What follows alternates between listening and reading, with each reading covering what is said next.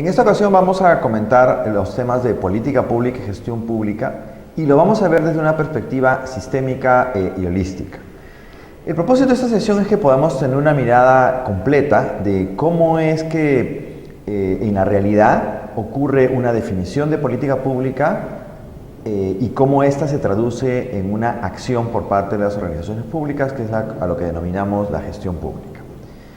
Lo primero que tenemos que tener en cuenta es que cuando hablamos de política pública nos estamos refiriendo primero a una decisión. La palabra política en este caso es utilizado como el hecho de tomar una decisión. Todos nosotros hacemos política cuando emitimos algún punto de vista con respecto a algo que nos llama la atención de la realidad. Cuando, por ejemplo, emitimos un comentario sobre cómo está el tráfico en la ciudad, estamos haciendo política porque estamos tomando una posición con respecto a un hecho de la realidad que es el tráfico, ¿no? Entonces, política pública está referido justamente a cuando es el Estado, a través de los servidores públicos, quienes toman una decisión de cómo es que piensan hacer para resolver los problemas que aquejan a la ciudadanía y a la sociedad. Por eso es que cuando se habla de política pública, es la respuesta a la pregunta ¿qué cosa se piensa hacer frente a un tema que es algo que está preocupando a la población, ¿no? Un elemento a tomar en cuenta, que es un elemento muy importante, es el hecho que la política pública es desde la perspectiva del Estado. Es la decisión que toma el presidente de la República, el presidente del Consejo de Ministros, el gobernador regional o el alcalde frente a un problema que afecta a la población. Y por eso se habla de una decisión del Estado, ¿no?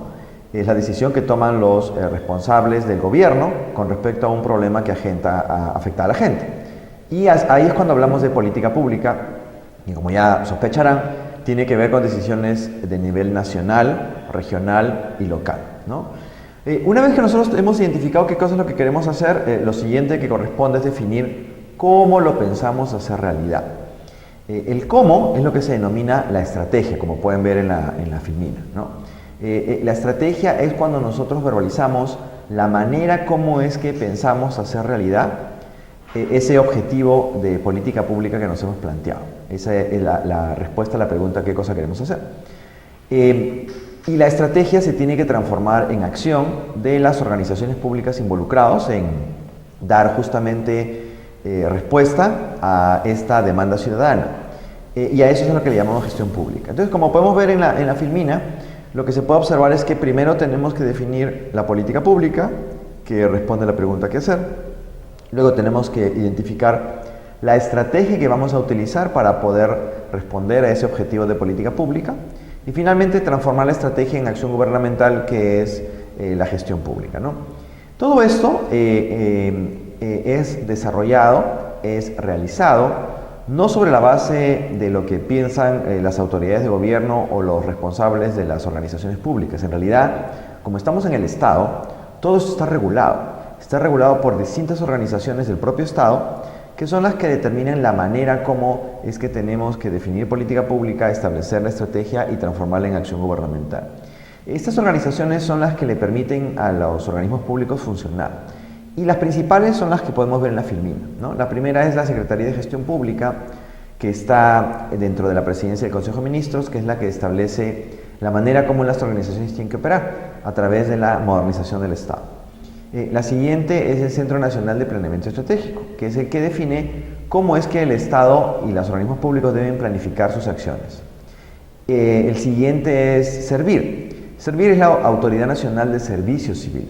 Es la organización responsable de ver todo con lo que corresponde a los recursos humanos, los servidores públicos, que son los que permiten que el Estado funcione. Y finalmente tenemos al Ministerio de Economía y Finanzas, que tiene a su cargo varios elementos que son los que permiten que una organización funcione. ¿Cuáles son estos? El presupuesto, a través de la Dirección General de Presupuesto Público, y aspectos como tesorería o contabilidad, que tiene responsables dentro de dos direcciones en el Ministerio de Economía y Finanzas, y que son los que permiten el manejo de todos los recursos presupuestales. Estas son básicamente las organizaciones que permiten que una organización pública funcione. A estos son a los que lo llamamos los sistemas administrativos, que son los que hacen que una organización como SUNAT, una organización como el Ministerio de Educación, puedan funcionar, ¿no? Entonces, Esta filmina lo que nos permite ver es justamente esta mirada holística y sistémica de cómo es que opera el Estado. No obstante, tenemos que entrar a mirar algunos detalles, porque esto es la mirada grande. Ahora vamos a ver cuáles son las características que tiene que tener la política, la estrategia y la gestión pública para que de verdad puedan funcionar. Y eso lo podemos observar para el caso de la política pública en la siguiente filmina, ¿no? Una política pública, para que en efecto pueda funcionar, tiene que tener básicamente estas 4 características. Primero, tiene que tener un objetivo. Yo debo ser capaz de verbalizar qué cosa es lo que quiero lograr, porque eso es lo que permite que la política pública pueda ser visible, pueda generar legitimidad de parte de los ciudadanos, de parte de la población. Y la manera de visibilizarlo es mostrar qué cosa es lo que yo quiero lograr, qué cosa es lo que yo pienso hacer para poder responder a las demandas ciudadanas. Pero lo segundo, la segunda característica es un elemento sustantivo en una política pública, y es que un objetivo yo tengo que ser capaz de poder medirlo. A eso es a lo que llamamos la métrica. La métrica está referido a cómo es que yo puedo medir la evolución del objetivo. ¿Qué significa esto? Es que con la métrica, es decir, con indicadores, yo lo que puedo hacer es saber si estoy avanzando, retrocediendo o estoy estancado en el objetivo que me he trazado. Si yo no soy capaz de medir el objetivo, en realidad no puedo saber si estoy yendo bien o no en el logro de ese objetivo. Y por eso es que yo necesito una métrica, que es una métrica que tiene determinadas características. Tiene que tener indicadores de resultado, indicadores de impacto, que vamos a desarrollar en un segundo. Y finalmente un objetivo, una política pública, tiene que tener también meta y plazo. Es decir, yo tengo que tengo que definir a dónde quiero llegar, y además tengo que definir cuándo pienso llegar. Es decir, una política pública, para que se pueda transformar en acción, para que se pueda convertir en una realidad para el ciudadano de pie, tiene que tener estas 4 características. Tiene que tener un objetivo, tiene que tener una métrica, es decir, tiene que tener indicadores en términos de resultados y en términos de impacto, tiene que tener una meta y tiene que tener un plazo. Si no tiene estas 4 características, en realidad la posibilidad de transformarlo en acción gubernamental se reduce de manera significativa. Uno de los problemas que tenemos en nuestro país es que las políticas públicas tienen objetivo, pero no tienen métrica. Y eso es lo que hace muy difícil saber si estamos logrando o no los objetivos de la política pública, porque no lo podemos medir, ¿no? No es el caso de educación. En educación, como vamos a ver en un segundito, desde el año 2008 tenemos una claridad con respecto a cuáles son los objetivos que queremos lograr en política pública, ¿no? Pero aquí el punto central es desarrollar este concepto de la métrica. ¿Qué significa la métrica? Significa que para política pública yo tengo que ser capaz de medir en términos de indicadores que me permitan visibilizar básicamente 2 cosas. Primero, lo que se denomina la calidad de vida de las personas o del ciudadano, ¿no? A eso es a lo que se llama indicadores de resultado. Los indicadores de resultado son los que me permiten medir la calidad de vida de las personas. Y necesito también indicadores de impacto. ¿Qué son los indicadores de impacto? Son aquellos que permiten medir el impacto que tienen los resultados en la sociedad y en los ecosistemas. Vamos a poner algunos ejemplos para que podamos tener una mayor y mejor aproximación a este concepto de indicador de resultado e indicador de impacto. Por ejemplo, esto que vemos en pantalla es una foto de 2 niñas que se tomó hace muchos años, en donde lo que podemos visibilizar es la diferencia de talla que hay entre estas 2 niñas, ¿no? Y como pueden ver, más o menos que tienen la misma edad. Lo que estamos observando es el rostro de la desnutrición crónica infantil. La DCI no es una enfermedad, es una condición. Es una condición de la cual no te puedes recuperar, obviamente, y ocurre cuando tú tienes un niño que entre los 0 y los 5 años no recibe la cantidad suficiente de alimento. Esto que provoca que su cerebro no pueda crecer de una manera normal. Cuando esto ocurre, lo que pasa es que se ve afectado de una manera estructural la capacidad de pensamiento abstracto que tiene el niño o la niña. Y esto tiene severos efectos en su desempeño como ser humano, porque hace que las neuronas no puedan conectar de la manera adecuada. Y entonces le resulta muy difícil tener pensamiento justamente abstracto, muy difícil el procesamiento, por ejemplo, de elementos de matemática, se demora en aprender a hablar, tiene dificultades para expresar ideas complejas, etcétera, etcétera. Y esto lo que va a provocar es que se vean afectados no solo su desempeño en la escuela, sino su desempeño en el mundo del trabajo, ¿no? En el año 2007 se estimaba que en el Perú existían más del 30% de los niños entre 0 y 5 años con desnutrición crónica infantil. Y por ello es que desde el año 2008 la política pública en el caso de salud está concentrada en mejorar la desnutrición crónica infantil. En este año, en el año 2016, se ha incorporado un elemento adicional, que es del anemia, ¿no? Desnutrición crónica infantil, anemia, dos indicadores de resultado. Están midiendo la calidad de vida de las personas en términos de su desarrollo orgánico, indicadores de política pública. Otro ejemplo es el que justamente tiene que ver con la materia que vamos a estudiar, el tema de la educación, ¿no? Y en educación, como podemos ver en la filmina, se observa que una prueba que se le toma a niños y niñas y jóvenes en nuestro país es la que se denomina la evaluación censal escolar. Una de las evaluaciones que se toma es a los niños de segundo grado de primaria. Los resultados obtenidos en el año 2015 muestran que los niños han obtenido un nivel satisfactorio, casi 50% de los que pasaron la prueba. Es una prueba a nivel nacional, ¿no? En el año 2007, cuando se hizo una prueba similar, pero a una muestra, no como el caso que tenemos en pantalla, que es a nivel nacional, en esta muestra lo que se hizo es mostrarle a los niños una tarjeta con 60 palabras que tenían que leer en 3 minutos y responder preguntas sobre el contenido de la tarjeta. Bueno, del total de niños que se le hizo la prueba en el segundo grado de primaria, la mitad de los niños no fue capaz de leer, ¿no? Aquí lo que tenemos es efectivamente que niños y niñas no desarrollan esta capacidad para leer en el año que deberían hacerlo, que es segundo grado de primaria. Por eso lo que vemos en pantalla al 2015 es que casi la mitad de los niños a nivel nacional logran el nivel satisfactorio, en este caso en comprensión lectora, ¿no? Esto se llama logros de aprendizaje. Logros de aprendizaje, la capacidad que tiene un niño o niña para poder leer, eso está midiendo calidad de vida, es decir, indicador de resultado. En consecuencia, cuando hablamos de indicadores de resultado, nos estamos refiriendo básicamente a aspectos que están midiendo la capacidad que tiene el ser humano en el aspecto orgánico, de lo que es capaz de hacer con su cuerpo, en términos de salud o en términos de la capacidad a partir del desarrollo de su cerebro, ¿no es cierto? En conclusión, todos los indicadores que tienen que ver con salud, por ejemplo, todos ellos son indicadores que están asociados al mundo del resultado. Son indicadores de resultado, consecuencia, indicadores de política pública. Anemia, desnutrición crónica infantil, VIH, SIDA, tuberculosis, etcétera, etcétera, son indicadores de resultado. O lo que tienen que ver con la capacidad que tenemos de nuestro cuerpo para hacer cosas, ¿no? Pero también hay otra dimensión de los resultados. Esa la dimensión la podemos ver aquí. Esta es una foto que se viralizó en Facebook hace varios meses y muestra a un señor con su yigya cargando a su niño, haciéndole una pregunta a una señora que tiene el rol de ser guachimán, ¿no? Esto se tomó en uno de los pasadizos de una clínica de salud. Y esta foto es muy interesante porque lo que hace es contrasta con la forma tradicional que tenemos de asignar los roles de género, ¿no? Todos aquellos elementos que están asociados a lo que tenemos en nuestro imaginario, valores, principios, creencias, todos ellos también son indicadores de resultado.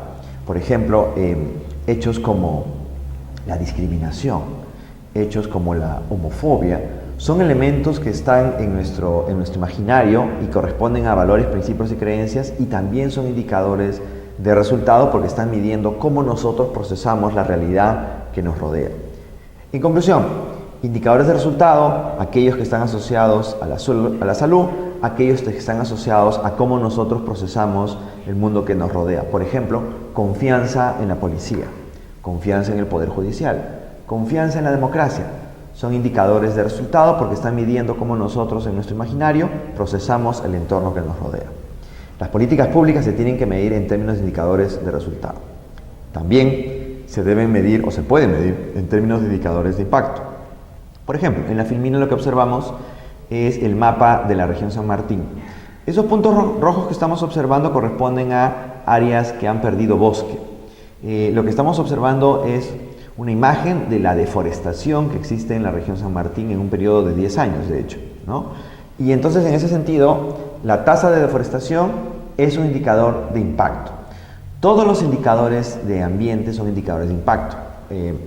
Emisión de gases de efecto invernadero, tasa de deforestación, contaminación del aire, contaminación del agua, contaminación del suelo. Todos los indicadores asociados a temas ambientales son indicadores de impacto. Y también impactos son aquellos que tienen que ver con la sociedad en su conjunto. Ya no a nivel del individuo, ya no a nivel de las personas, es a nivel de la sociedad en su conjunto. Por ejemplo, nivel de pobreza extrema. Son los impactos que se tienen sobre la sociedad, ¿no?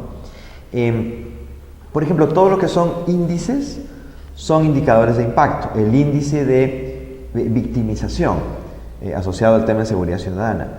El índice de inequidad también asociado a aspectos referidos a los ingresos de las personas. Todos ellos son indicadores de impacto. En conclusión, la política pública se tiene que medir en términos de estos dos indicadores, indicadores de resultado o indicadores de impacto. Puedo tener de los dos, puedo tener solo de resultado, puedo tener solo de impacto, eso va a depender del tema que sea materia de análisis. Una vez que tenemos identificada la política pública con estas características, lo siguiente es establecer a partir de los indicadores cómo lo voy a hacer. ¿Y por qué esto es relevante? Porque los indicadores definen la estrategia. Este es el punto central en realidad de este curso. Los indicadores definen la estrategia. Los indicadores son los que le dan forma a nuestro comportamiento.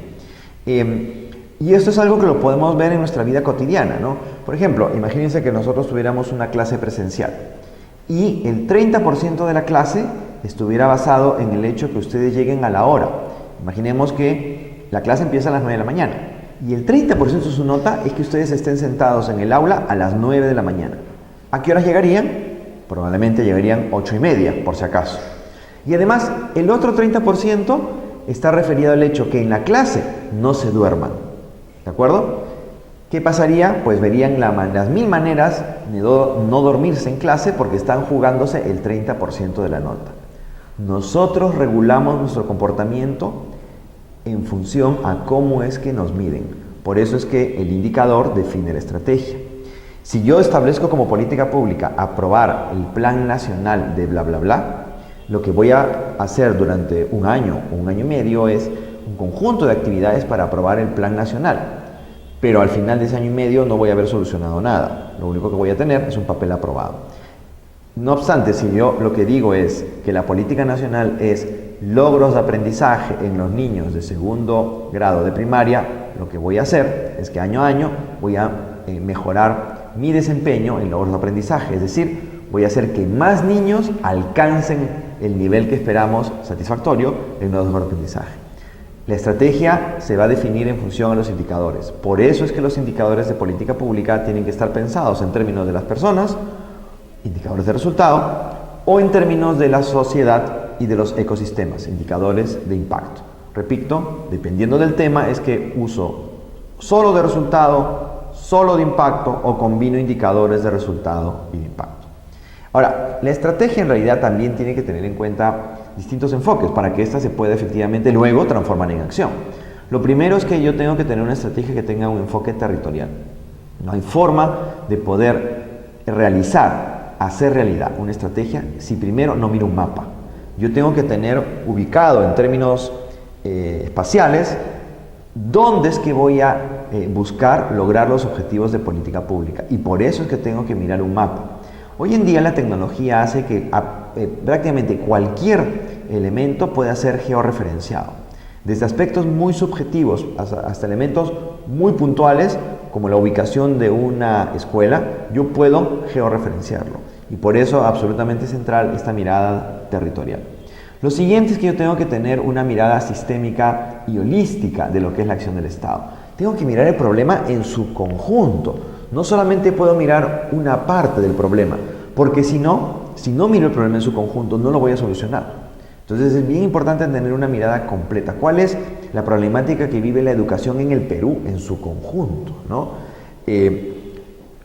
Hay aspectos de especialización que tengo que tener en cuenta, ¿no? Pero la educación básica regular tiene una problemática, pero que sin duda impacta en la educación técnica e impacta en la educación superior.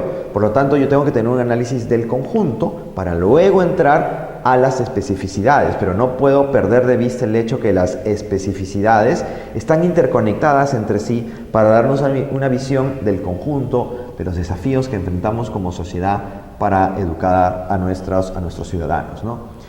Además, la estrategia tiene que ser multidimensional. ¿Esto qué significa? Que tiene que tener en cuenta todas las dimensiones que vemos en la Filmina.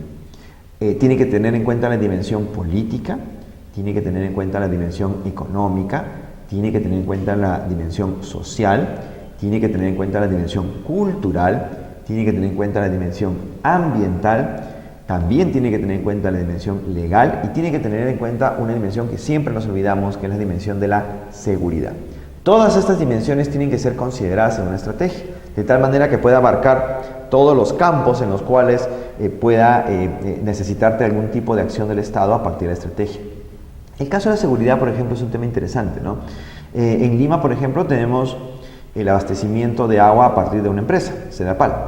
Esta empresa se abastece de agua del río Rímac, pero lo que no mucha gente sabe es que el agua que viene por el Rímac, una parte de esta agua viene de una construcción que se llama el túnel Craton. El túnel Craton es como cavar un túnel dentro de un cerro, que es como una inmensa piedra filtrada, ¿no? Entonces, cuando llueve, el agua cae en este túnel y alimenta el cauce del río Rímac, que finalmente llega a la planta de la Tarjea, que es donde se produce el agua potable.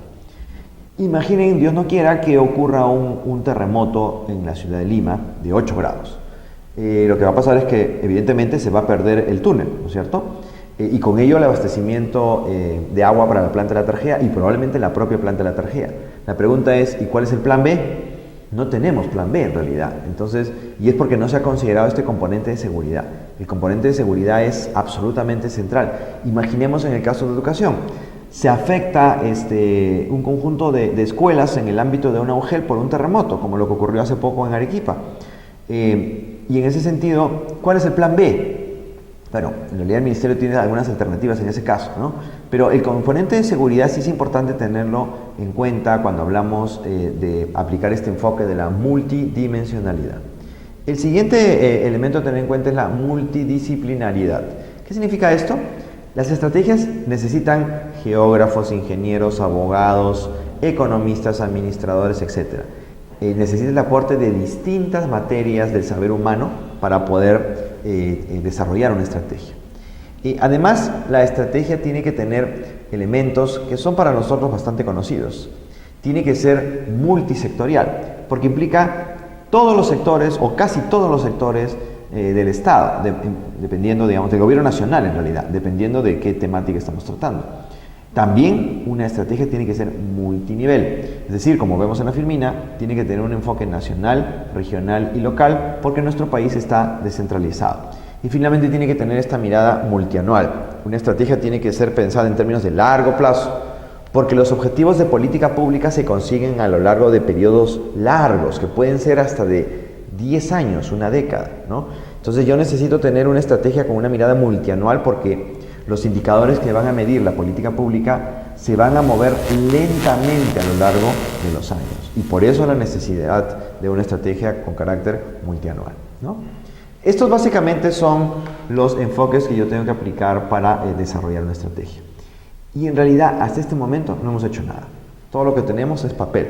¿En qué momento pasamos a la acción concreta? Cuando ya hablamos de la gestión pública. Y la gestión pública implica que el Estado peruano tiene que entregar servicios, ¿no?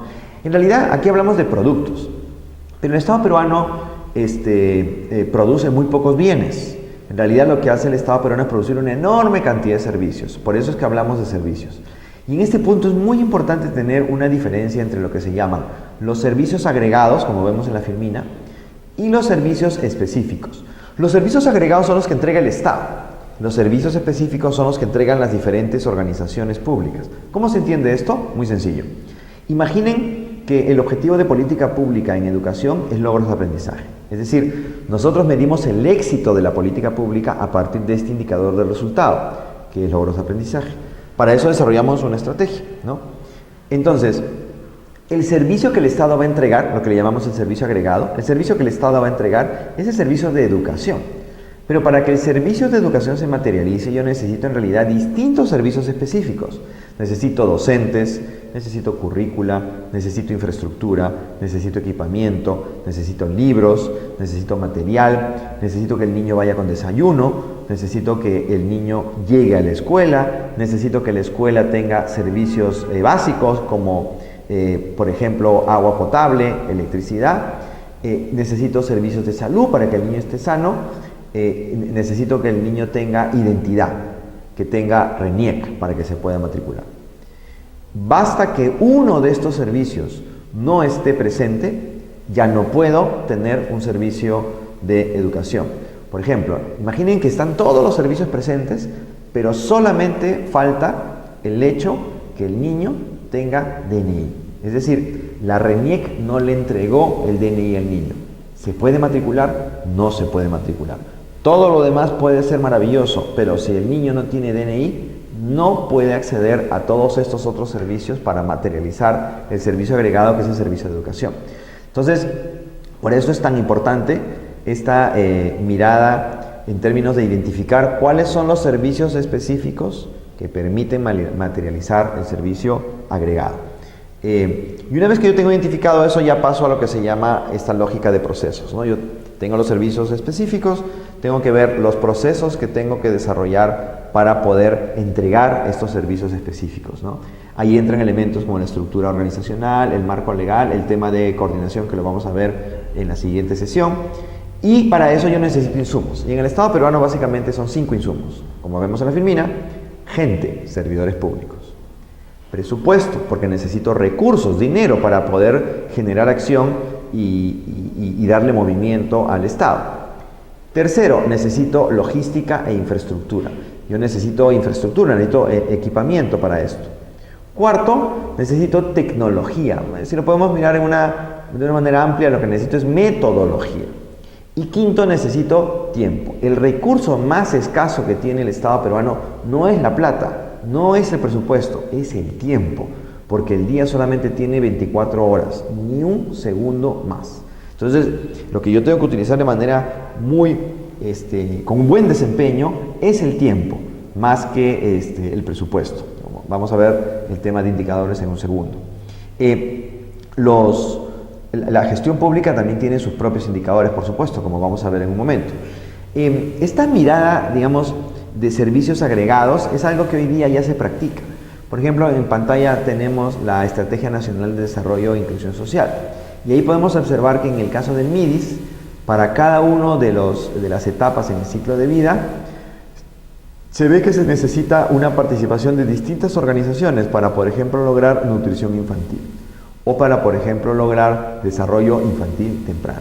Yo necesito que varias organizaciones trabajen de manera conjunta para que esto pueda alcanzarse y el Estado puede efectivamente entregar un servicio de nutrición infantil, que es un servicio agregado, ¿no? O el servicio de inclusión económica, como vemos en el eje 4, ¿no?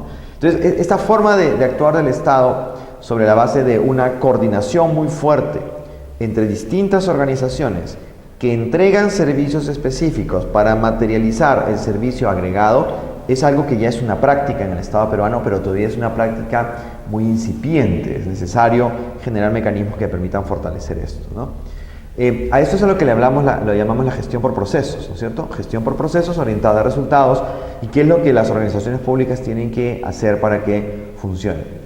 Ahora, tenemos que tener en cuenta que en realidad esta lógica de servicios, procesos, insumos, gestión para resultados, es una lógica nueva.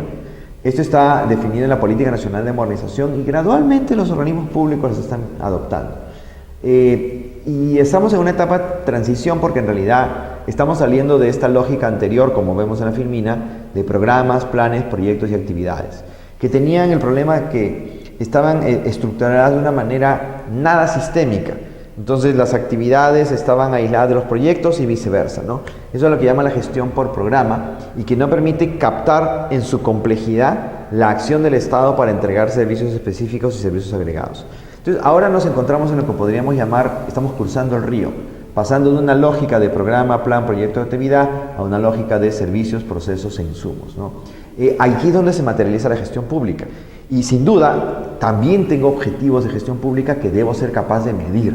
Entonces aquí utilizo indicadores, como vemos en la Filmina, indicadores de producto, servicio, proceso e insumo, ¿no? Y todo esto evidentemente necesita planificación. Yo tengo que planificar la política, tengo que planificar la estrategia, tengo que planificar la gestión. Si no hago esa planificación, no puedo saber cuál es el siguiente paso que tengo que dar. Con esto terminamos esta primera sección y ahora quiero pasar a un tema que es extremadamente relevante y de hecho es uno de los aspectos más sustantivos que vamos a encontrar aquí en el curso. Y está referido al tema de la métrica, es decir, cómo colocamos indicadores en la acción del Estado, que tiene determinadas particularidades que vamos a conversar en un minuto, ¿no?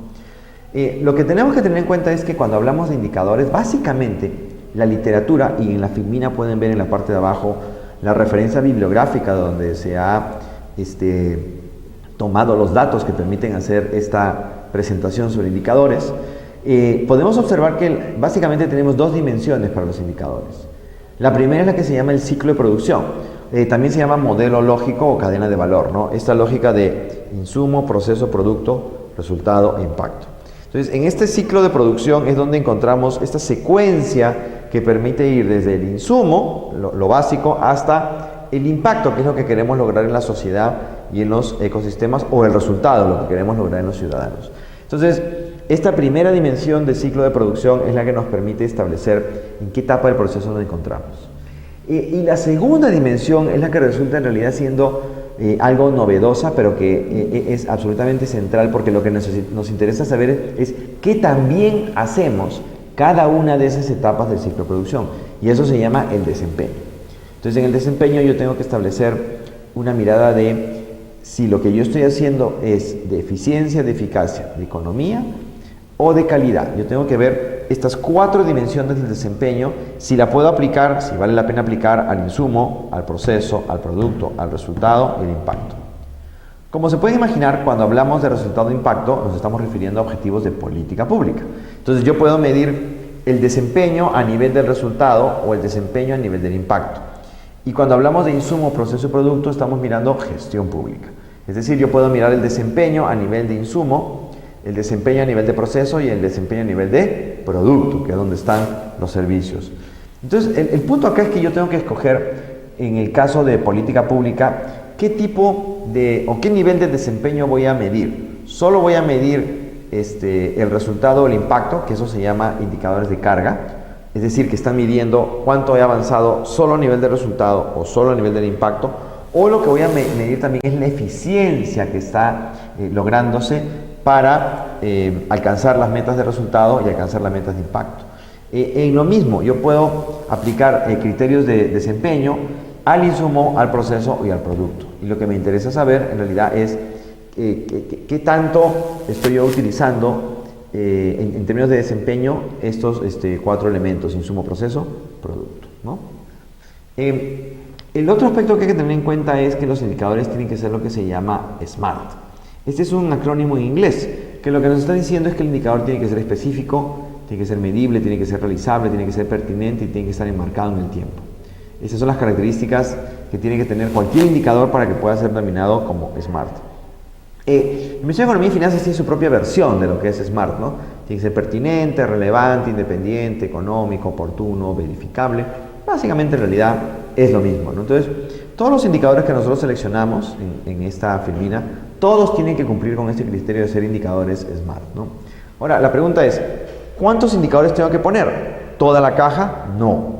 Yo solamente tengo que poner aquellos indicadores que responden a dos preguntas.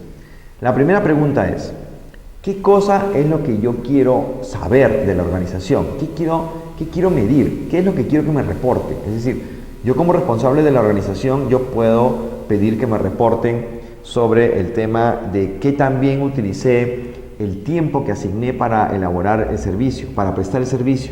Entonces, si yo lo que voy a ver es un tema de eficiencia, lo que voy a mirar es a nivel de producto qué tan bien utilicé el tiempo. ¿Por qué? La eficiencia está definido como el uso de la menor cantidad de recursos. Es decir, eficiente es aquel que utiliza la menor cantidad de recursos. Si yo estoy midiendo cuántos recursos utilicé para entregar el servicio, lo que estoy buscando es ver qué tan eficiente fui en el uso del tiempo, que es el recurso el cual estamos comentando, ¿no?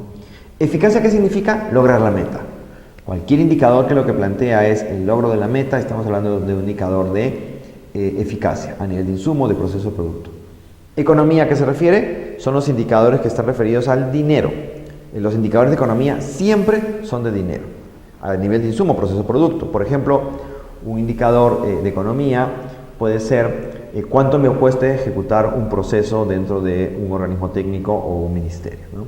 Y finalmente el indicador de calidad. El indicador de calidad tiene dos acepciones que es importante conocer, ¿no? La primera es que la calidad se puede medir en términos de percepción. Yo le pregunto a las personas, ¿le pareció o no le pareció un servicio de calidad? El problema con ese indicador es que es muy volátil. Puede ser que hoy día le parezca, mañana no le parezca y al siguiente día le vuelva a aparecer. Entonces, como es muy volátil, los indicadores también se pueden plantear como indicadores que están asociados a un estándar. Es decir, yo establezco que, por ejemplo, ¿no? En la atención, en la población económicamente activa, el estándar internacional es que cuando hay 3% de la población económicamente activa sin trabajo, podemos decir que hay pleno empleo, ¿no? Entonces, como hay un estándar, yo aplico la medición a la calidad, en este caso, del producto, por ejemplo, que estoy presentando. Entonces, si yo veo que este producto tiene un determinado estándar, ahí estoy aplicando un indicador de calidad. Es importante tener en cuenta una definición con respecto al producto. Hemos dicho que es bien o servicio, pero ¿qué pasa con aquellas áreas de una organización pública que no interactúan con el ciudadano? Es decir, que no entregan servicios a los ciudadanos, sino que más bien desarrollan actividades, por ejemplo, con otro órgano del Estado. Imaginemos un ministerio que brinda asistencia técnica a los municipios. ¿Estamos hablando de un servicio o no? En realidad no estamos hablando de un servicio, porque un servicio ocurre cuando efectivamente esta acción, digamos, que el Estado realiza, a quien se le entrega es a un ciudadano. Entonces, cuando hay una relación entre Estado y ciudadano, hablamos de servicio. Cuando hay una relación entre Estado y Estado, por ejemplo, un gobierno nacional que entrega algún tipo de capacitación a las regiones, ahí estamos hablando de una actividad. Y el otro elemento que hay que tener en cuenta es, en el caso de una unidad, por ejemplo, que no interactúa con un ciudadano, es decir, lo que hace es interactúa con otra parte del Estado, ahí lo que tenemos es que esta unidad lo que hace es no da un servicio, lo que hace es desarrolla un entregable. Es decir, de las actividades que yo realizo como organismo público, yo sé que al final hay un entregable que materializa, que evidencia todo lo que he trabajado, ¿no? Entonces, por ejemplo, el área de planeamiento tiene un entregable que se llama el Plan Estratégico Institucional, que es el documento en donde se ve la planificación de la organización. El área de presupuesto tiene un documento, que es el PIA, el presupuesto inicial de apertura, que es donde están consignados los recursos que se le asignan a la organización al inicio del año, etc. Es decir, lo que corresponde a todos los sistemas administrativos, en realidad no hablamos de servicios, hablamos de entregables, ¿no? Este tema de la métrica lo vamos a ver a lo largo del curso. Aquí están las bases conceptuales, pero es importante que las manejemos de tal forma que podamos tener una cabal comprensión de por qué la métrica, primero, qué es, y segundo, por qué juega un rol sustantivo, tanto a nivel de política pública como a nivel de gestión pública. Siempre recordemos este cuadro en nuestra mente. Cada cosa que desarrollemos en el Estado, en nuestra cabeza tiene que estar este cuadro, ¿no? Y sabiendo qué elementos son los que constituyen cada uno de estos indicadores. Y además el hecho que el indicador define la estrategia es que yo puedo establecer mi indicador de política pública que va a plantear una estrategia y que yo voy a traducir en acción gubernamental a partir de indicadores de insumo, proceso y producto, porque yo también necesito y de hecho tengo que establecer objetivos y metas de gestión pública ya para cada una de las organizaciones involucradas en el esfuerzo de política pública. Bien, con esto hemos acabado la sesión y espero nos veamos en la siguiente sesión. Gracias.